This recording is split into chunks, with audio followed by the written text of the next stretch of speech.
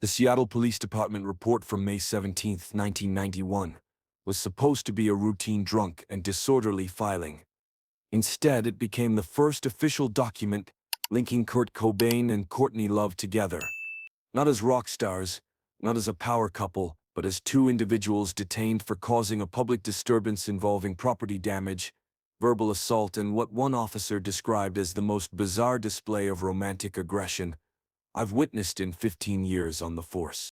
What started as drinks at the Crocodile Cafe in Seattle had escalated into a 14-hour odyssey through the city that would end with both of them in holding cells, $3,000 in property damage, and a story that Kurt would later call, "The moment I knew I'd either marry her or she'd destroy me, maybe both."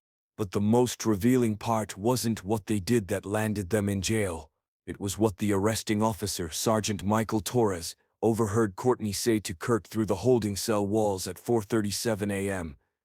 "If this is our first date, imagine our wedding." Kurt's response, captured in Torres's notes, would prove prophetically accurate. "Our wedding will probably end with one of us in handcuffs too." The story of that night had been buried in police archives and court records for decades, known only through fragments and rumors. But when the full report was released in 2019 as part of a Freedom of Information Act request, it revealed that Kurt and Courtney's first real date wasn't just chaotic, it was a preview of their entire relationship, compressed into one night of passion, violence, creativity, and mutual destruction.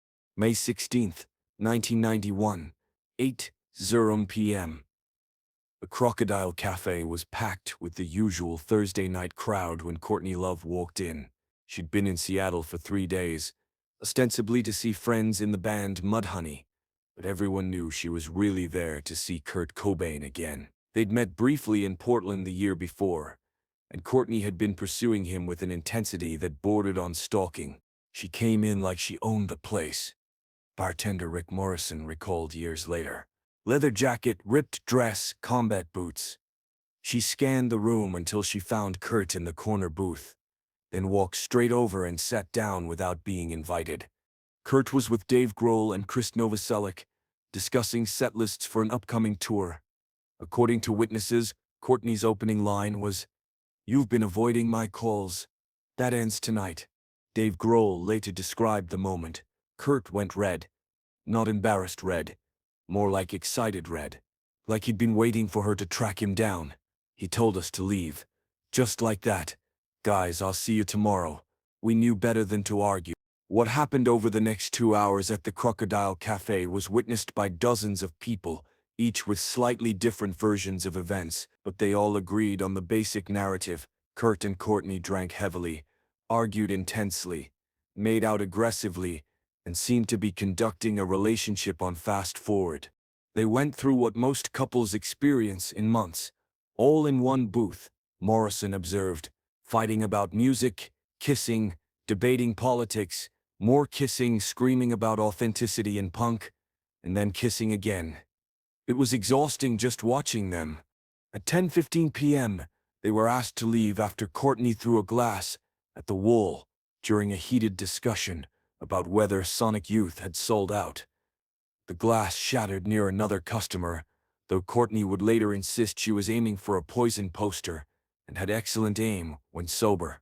The police report picks up the story at 10:45 p.m. with the first of several witness statements. James Chen, a tourist from Vancouver, called 911 to report 2 people destroying a car in the Capitol Hill area. The blonde woman was standing on the hood of a red Toyota, jumping up and down. Chen's statement read, "The man with long hair was using a guitar to smash the windshield. They appeared to be singing while they did it." The car, it would later be revealed, belonged to Courtney's ex-boyfriend, who she claimed owed her money. Kurt would tell police he was just helping a friend collect a debt, and that the guitar was already broken anyway. By the time officers arrived at 11:10 p.m., Kurt and Courtney had fled on foot, leaving behind the demolished Toyota and Kurt's guitar neck embedded in the windshield like a modern art installation. The owner of the car, Eric Erlandson, who would ironically later become Hole's guitarist, declined to press charges, telling police, "This is actually less damage than I expected from Courtney." The second incident occurred at 12:30 a.m. outside the Sub Pop Records office. According to the police report, Kurt and Courtney were found spray painting "Corporate Rock Still Sucks" on the building's wall. When confronted by security guard Thomas Walsh, they responded by inviting him to join them. The male suspect offered me the spray can and said, "Don't you think corporate rock sucks?" Walsh's statement read, "When I said I needed to call the police," the female suspect said, "We are the police of punk rock," and proceeded to spray paint my security vehicle. Sub Pop co-owner Bruce Pavitt later admitted he didn't press charges because it was the best publicity we could have asked for. Plus, Kurt was one of our artists. It would have been weird we'd prosecute him for vandalism when we were about to make millions from his next album. The night took a darker turn at 1:45 a.m. when Kurt and Courtney were spotted at Dick's Drive-In on Broadway. According to witness statements, they got into an argument about whether they were on a date or just hanging out. The woman kept insisting it was a date, customer Maria Rodriguez told police. The man said they were just two artists exploring the Seattle night. This made the woman furious.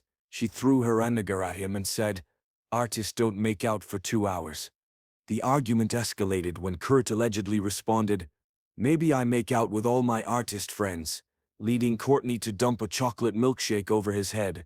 Kurt retaliated by putting French fries in her hair, and soon they were in a full food fight that caused $450 in damage to the restaurant. "I've seen a lot of drunk couples fight," Dick's manager Ronald Kim said in his statement, "but I've never seen two people seem to enjoy fighting so much. They were laughing while they threw food at each other. When we kicked them out, they left holding hands, covered in ketchup and ice cream." The incident that finally led to their arrest occurred at 3:15 a.m. at the Moore Theater. According to the police report, Kurt and Courtney had somehow gotten onto the roof of the building and were engaged in what appeared to be an attempt to break into the venue. In reality, as Kurt would later explain, they were trying to leave a demo tape for the theater's booking manager. "It seemed like a romantic gesture at the time," he told officers. "Breaking to leave music instead of stealing something." Officer Patricia Hoffman was the first to respond to the silent alarm. Her report provides the most detailed account of their arrest. "Upon arrival, I observed two individuals on the roof of the Moore Theater. The female suspect was holding what appeared to be a crowbar, while the male suspect was attempting to jimmy a skylight with a guitar pick. When I identified myself and ordered them to stop, the female suspect shouted, 'We're not robbing it, we're gifting it.' The male suspect added, 'It's reverse burglary.' The situation became more complicated when Kurt and Courtney refused to come down from the roof. According to Officer Hoffman's report, the suspects sat down on the roof and demanded to speak to someone who understands art. When I informed them they needed to come down immediately, they began singing what I can only describe as an impromptu punk song about police oppression. The female suspect had a powerful voice that attracted a crowd of onlookers, who began cheering. It took 3 more officers and the arrival of the fire department's ladder truck to get Kurt and Courtney off the roof. The descent was complicated by what Sergeant Torres described as the suspects' decision to make their arse into a performance piece. As they came down the ladder, they were kissing dramatically, like something from a movie, Torres wrote. The crowd was actually applauding. "I've never seen anyone turn being arrested into a romantic moment before." The ride to the police station provided some of the most revealing moments of the night. Officer Hoffman noted that Kurt and Courtney, despite being handcuffed in the back of separate patrol cars, managed to communicate by singing to each other. The male suspect would sing a line and the female suspect in the other car would respond.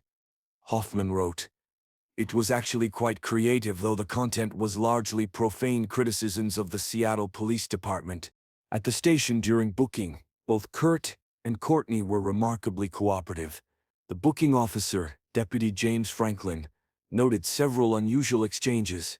When asked for her occupation, Love stated, "Future rock star and current bad influence."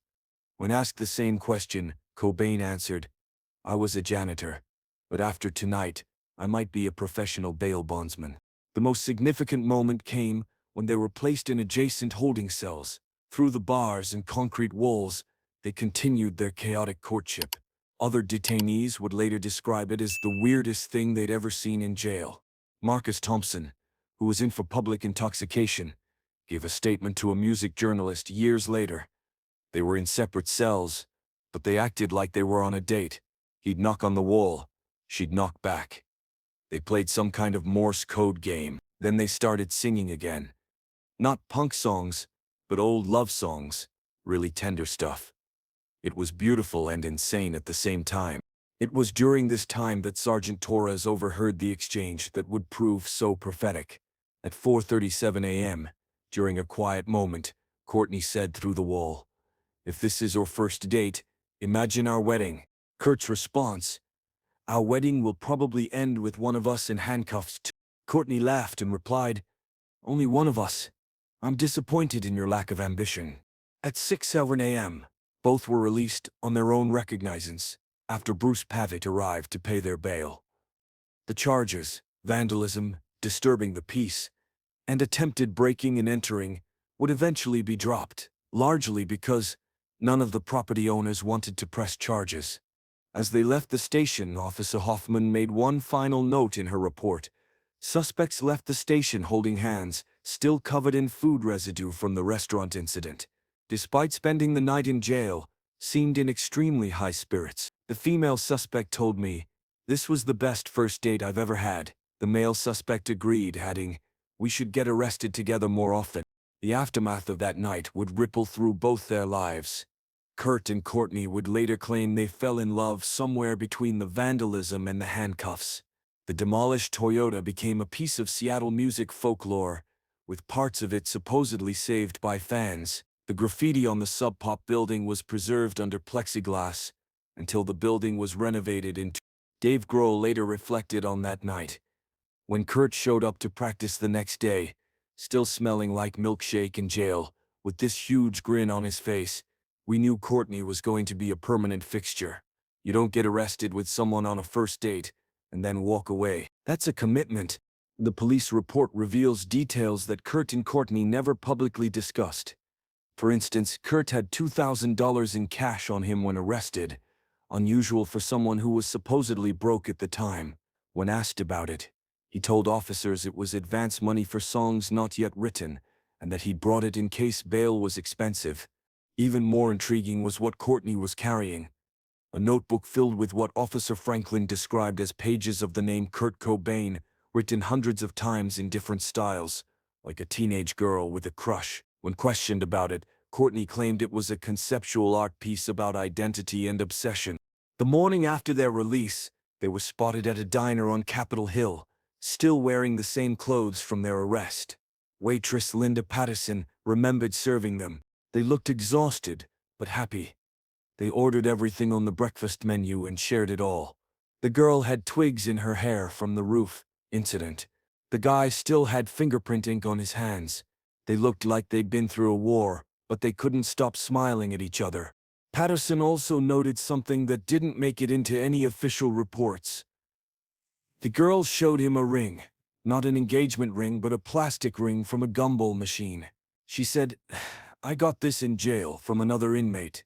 Want to get married?" He laughed and said, "Ask me again when we're both sober." She said, "I am sober." He looked at her for a long moment and said, "Then yes." This exchange, witnessed only by a waitress in a nearly empty diner, might have been Kurt and Courtney's actual engagement, not the official story they'd later tell, but a spontaneous moment born from the chaos of their first date. The police report concludes with Sergeant Torres's summary. While the suspect's behavior was criminal in nature, there was no malicious intent. This appeared to be a case of two individuals whose romantic enthusiasm exceeded legal boundaries. Recommend charges be dropped if restitution is made. Years later, Torres would add a personal note.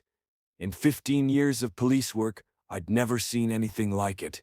Most couples who get arrested together are at each other's throats. These two seem to be having the time of their lives. It was dysfunctional, definitely illegal, but also weirdly romantic." The final piece of evidence from that night is a Polaroid photo taken by a passerby during the roof incident. It shows Kurt and Courtney silhouetted against the Seattle skyline at 3 a.m., her with a crowbar, him with his guitar pick, both laughing as police lights flash below. The photo, which sold at auction in 2018 for $45,000, was titled First Date by the anonymous photographer. Kurt would later write in his journal, May 17, 1991, "Spent the night in jail with Courtney. We destroyed a car, vandalized a building, started a food fight, tried to break into a theater, and got engaged over breakfast. If this is love, I'm terrified. If it's not love, I'm even more terrified." Courtney's diary entry was characteristically more direct. First date with Kurt. 1 arrest, 2 holding cells, 3 incidents of vandalism, and 1 possible engagement. I think I'm going to marry this, then, and it's going to be beautifully disastrous. The Seattle Police Department report from that night stands as the first official documentation of Kurt and Courtney as a couple. But more than that, it's a preview of their entire relationship, condensed into 14 hours, passionate, destructive, creative, illegal, and absolutely unable to exist within normal boundaries. When they died, Kurt in 1994 and Courtney still living but forever changed, that police report remained in the archives, a testament to a love that began with handcuffs and ended in tragedy. As Kurt had predicted that night in the holding cell, their story would indeed involve more handcuffs, though not in the way he'd imagined. Today, the sites of their first date vandalism have become unofficial landmarks for grunge fans. The spot where the Toyota was destroyed is marked with graffiti reading Kurt, Courtney. The Dick's Drive-In has a plaque that mysteriously appeared one night reading Site of the Great Milkshake Incident. The Moore Theater roof is occasionally visited by couples who want to reenact the famous break-in attempt, though security has been significantly increased. The police report, now public record, reveals that Kurt and Courtney's relationship was exactly what it appeared to be from the very beginning. A beautiful disaster that could only end one way, with one or both of them destroyed by the intensity of their connection. As Sergeant Torres wrote in his final assessment, suspects appear to be deeply infatuated with each other in a way that suggests potential for both creative collaboration and mutual destruction. Recommend monitoring for future incidents. That recommendation proved prescient. There would indeed be future incidents, many of them, each more intense than the last, until the final incident on April 5, 1994, when the face that began with a first-date arrest ended with a tragedy that shook the music world forever.